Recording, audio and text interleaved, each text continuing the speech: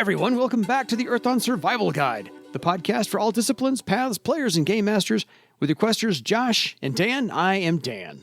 And I am Josh. And on today's podcast, we will be discussing all things Parlainthical Part 2, as we talk about Dead Man's Hand, the second adventure. Yeah, this is the other short adventure that we are recording on this same evening because we are tired and want to get this done so that we can go to bed. Well, more so that I can go to bed. Dan is 2 hours behind me and is probably not going to be going to bed right after we wrap. I want to go read a book. Yeah, that sounds good. Then I'll crash. But what I are you gotta get reading? up early in the morning. Right now I am reading Permanent Record by Edward Snowden. Oh, okay. It's his life story. So he's putting it all on Permanent Record. Yeah, because I just finished No Place to Hide by Glenn Greenwald, so I figured I'd get my Snowden books in at one time. That's it. Just cool. Get them on read, get them out of the shelf. So, yes, Dead Man's Hand is also written for 6 to 8 players, for second to third circle. And I did not make a notice to who wrote this one. I forgot that. I think this one is actually Robin Laws. I was going to say, yeah. I was looking at the credits earlier and I was like, I know Robin wrote one of them. This is the one that he wrote. This is the one. We are introduced to, eventually, a character known as Twiceborn, Queen of the Cadaver Kingdom in the Eastern Catacombs.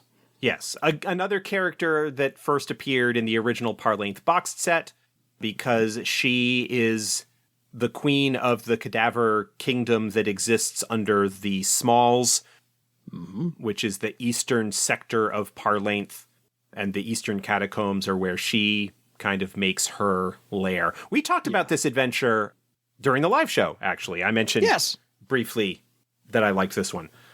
Again, like all of the adventures in this, a short one that is kind of written to be done in a single gaming session. Mm-hmm. And this one is a bit more whimsical than Blood Pact. It is. Blood Pact is a little bit darker, a little bit more traditionally horror themed. Mm-hmm. This one is whimsical, creepy and weird and a little freakish. Yeah, but it feels like early Tim Burton. Yes, a little freakish. Like I could see this be like a little bit of a Beetlejuice vibe to it. Yeah. In some regards. Yeah. Darkly whimsical, gothic. Little Nightmare Before Christmas as well. Nightmare Before Christmas, Addams Family. Totally. There's that kind of vibe to it. It is potentially serious, but not, again, this generally doesn't deal with broken, traumatized folk so much. Yeah. And the intro, the setup to this is a little bit, again, like darkly whimsical. Well, and it's a different introduction. Instead of, hey, we all meet in a bar or this thing happens. I like the fact that all 4 of these adventures have a completely different and more unusual start to them. A different hook of some kind. Right. This is the set of examples where I get to say, this is where Earthdawn is different. They have a different kind of adventure hook for all 4 of these. And this one begins with an announcement via a flyer of a thrilling carnival. A little bit of backstory. This is not the one to run first. I ran this one third on purpose.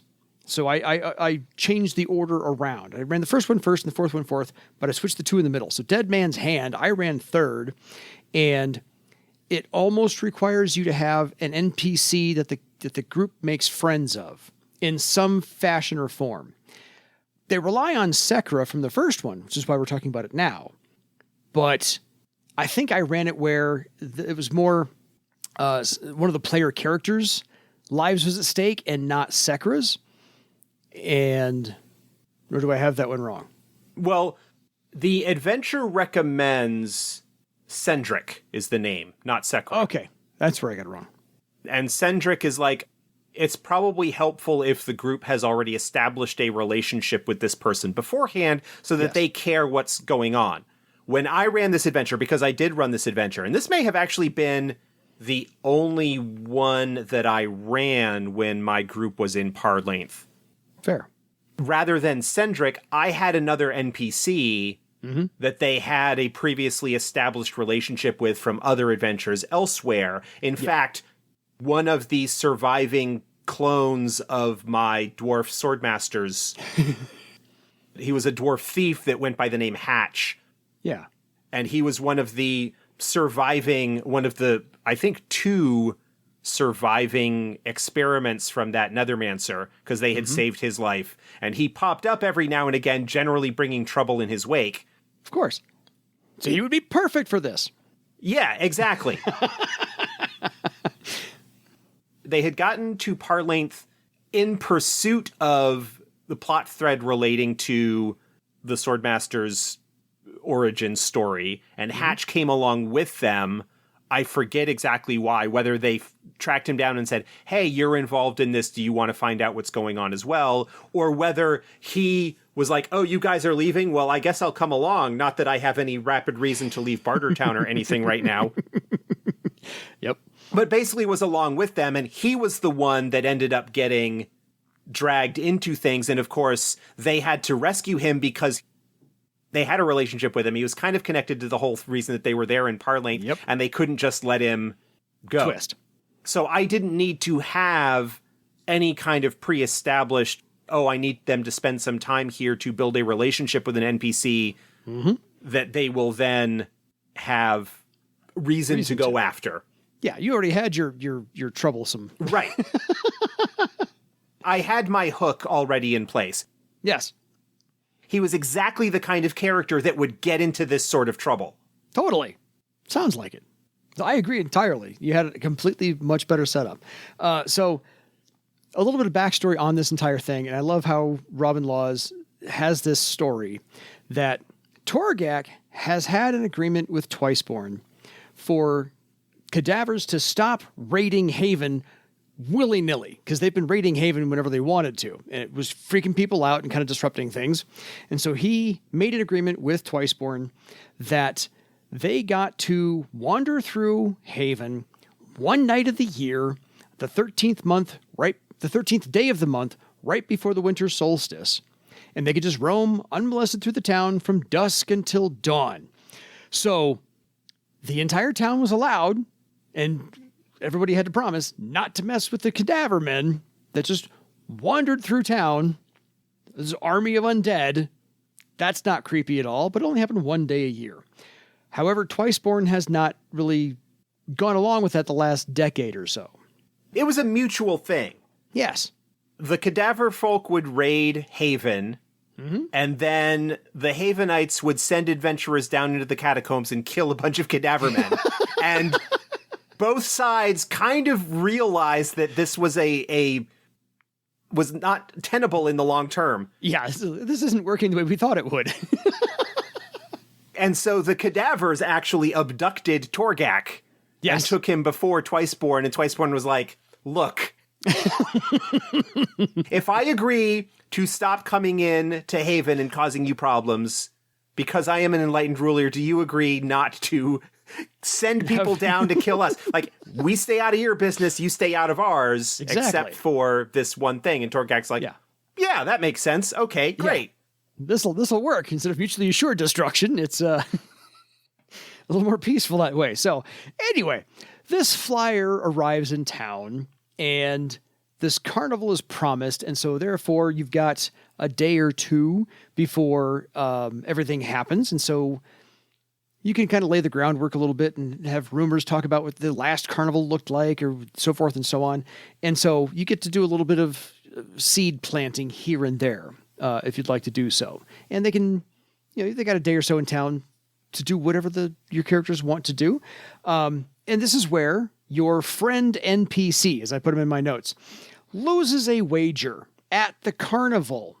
And the wager that they lost, that they didn't know they lost until the last minute, was that now the agreement is they get to become a Cadaver man, and will be taken away down into the twists. No, it's not the twists. This is the Eastern Catacombs. Eastern Catacombs. Sorry. Yeah. Thank you. Sorry. They get to be taken to the Eastern Catacombs to have this ritual performed and therefore become a Cadaver man. Obviously, this is not a desired outcome for them, because they get to be killed and then raised. So, if they could like to avoid that, they'd like to avoid that. Yeah. The carnival has a bunch of, again, darkly whimsical. It's got your typical carnival stuff, but it is all tinged with this kind of dark humor to a certain extent. Oh, yeah. Like the acrobat troops. A couple of the acrobats are pretty decent, but most of them are like kind of rough corpses, so they're not particularly good. Yeah. There's the fortune teller who just kind of spits gobbledygook at you. That doesn't really mean anything. Yep. There's the jugglers who are juggling knives, and like one of the knives slips and cuts off one of the fingers. Yep. But it's no like blood because they're cadaver men. And then I think probably the best one is after all of these things, there's the knife thrower where it's like, okay, they've got a cadaver man strapped to the wheel that's spinning around in the knife thrower, and you expect, great. And nope, actually knife thrower is pretty good, and he doesn't hit him at all. I can just imagine, if you've ever seen the show American Horror Story, the year I was 2016, where they had just the clowns, because everyone's afraid of clowns. I can just imagine, because they were darkly grotesque looking clowns, that would be what you were seeing in this carnival. Yeah. Also, if you've ever had a chance to see it, I would imagine you could also get a little bit of inspiration from the show Carnival. Oh, yeah. Yeah. Which had a very kind of dark fantasy aspect to it. Not quite as dead body gruesome, but still very kind of like dark. Teetering on the edge. Yeah. Kind of weird thing. Mm-hmm. So just for some visuals, if you want to use those there, folks.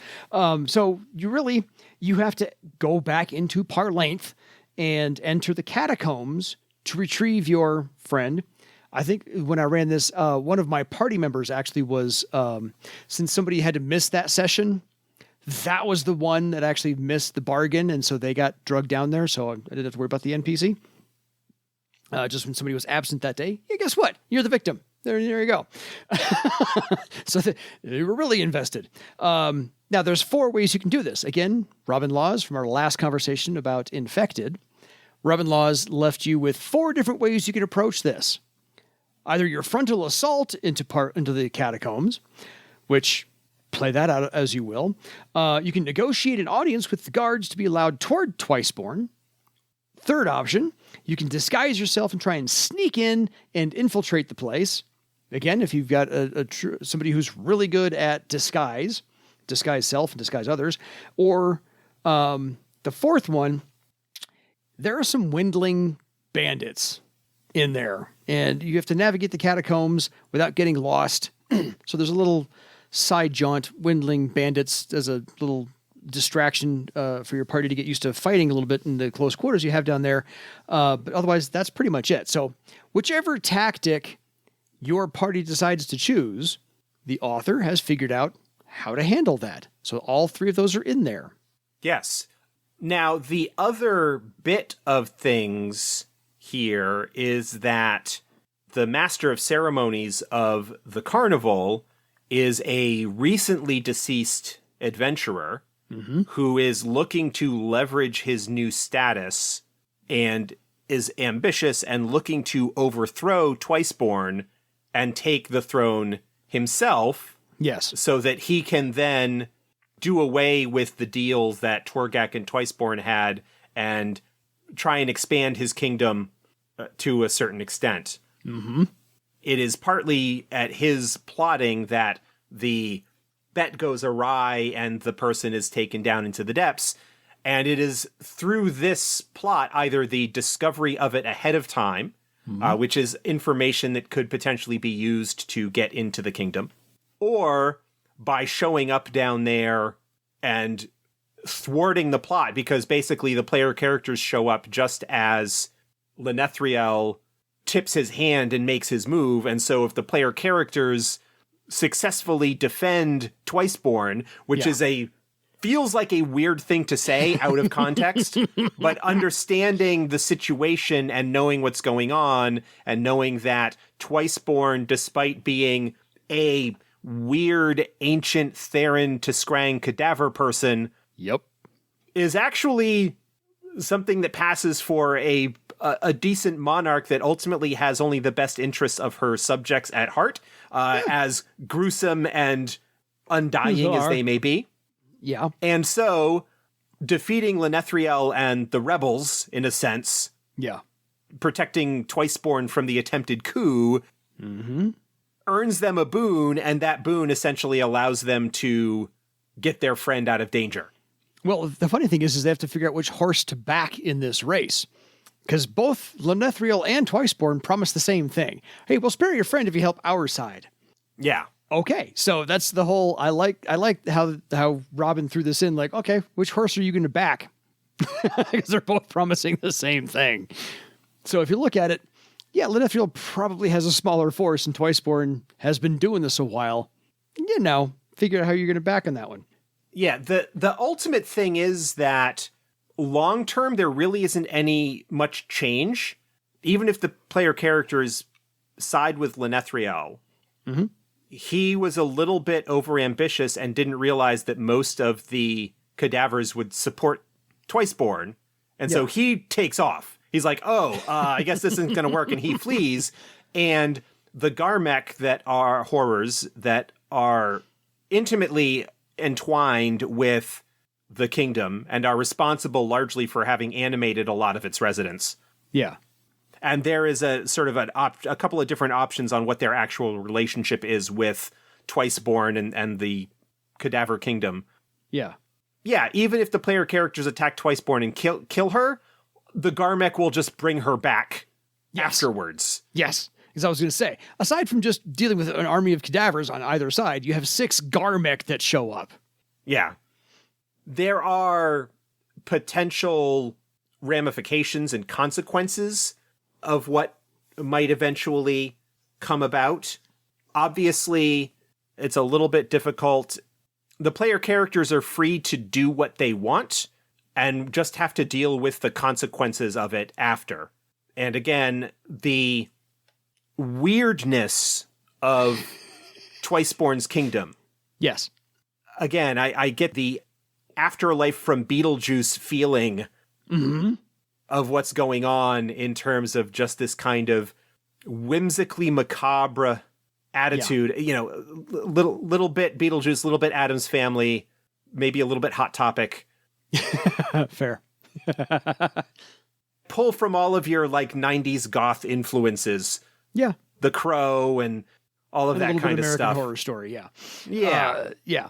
So it's this is dark but lighthearted gothic. Yeah. This is not horror the way that Blood Pact was horror. No.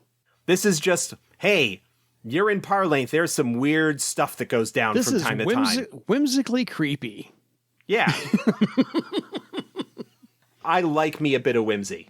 Yes, this is a fun one, which is why I waited to do this one just to throw everybody off kilter, because I did two Parlainth adventures where they were pretty straightforward, and then this one really turned it on its head. You're like, oh, I thought I knew. No, you don't know. No, you thought you knew what to expect. Know. You don't even know.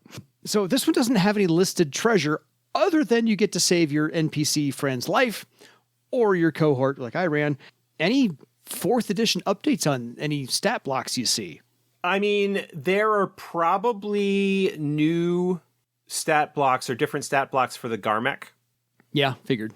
The Cadaver Men obviously kind of have their own stat block. I think Twiceborn might be given a stat block in the Legends of Barsaive, because there is one adventure that features her, and she may have a stat block in that one. Although maybe not, because you're definitely not intended to fight her. If they don't have stats, you can't fight them. The adventure that she shows up in is called Once Bitten, Twice Born. Well, yeah. Thank you, Great White. Oh, it's not even in...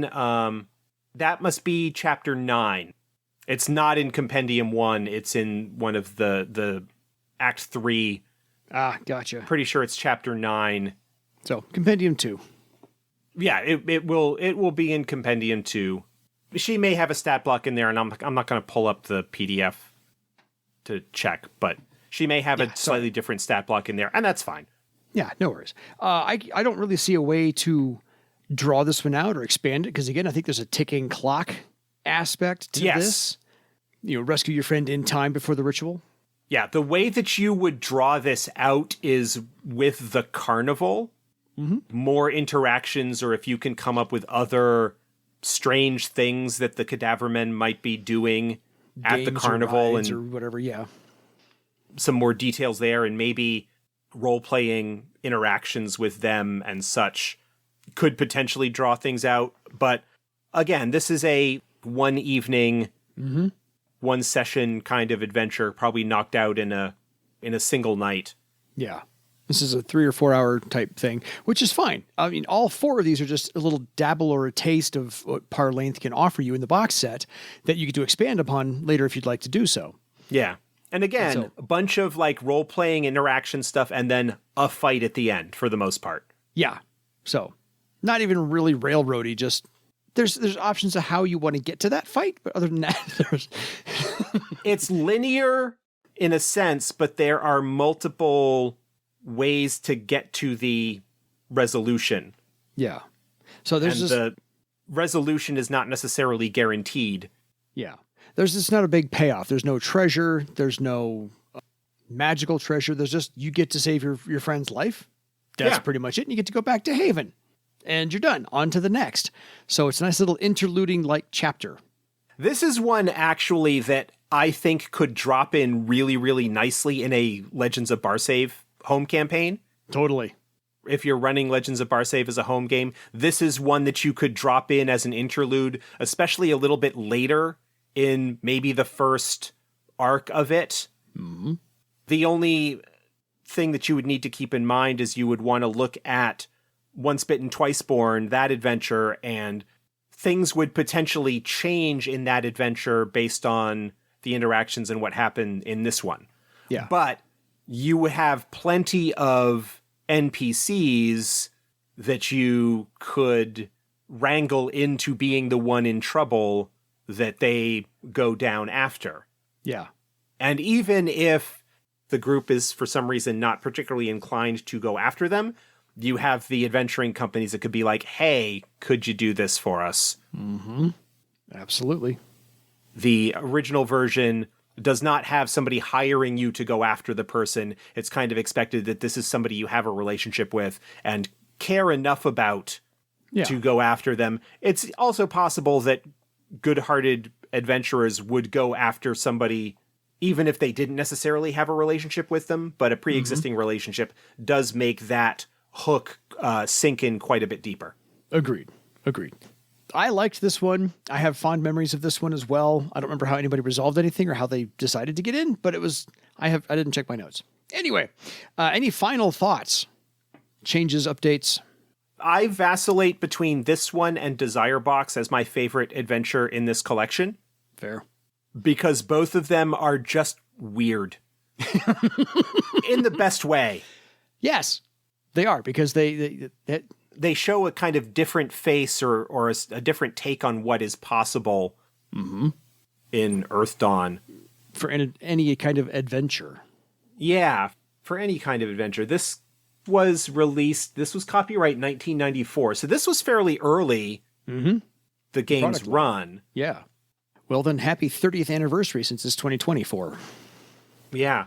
But yeah, having like a couple of sort of traditional Earthdawn horror fight adventures and then a couple of weird things that really could only be done in a setting like this. Mm-hmm. Again, a nice little bit of variety, kind of showing you how things are different. Yeah.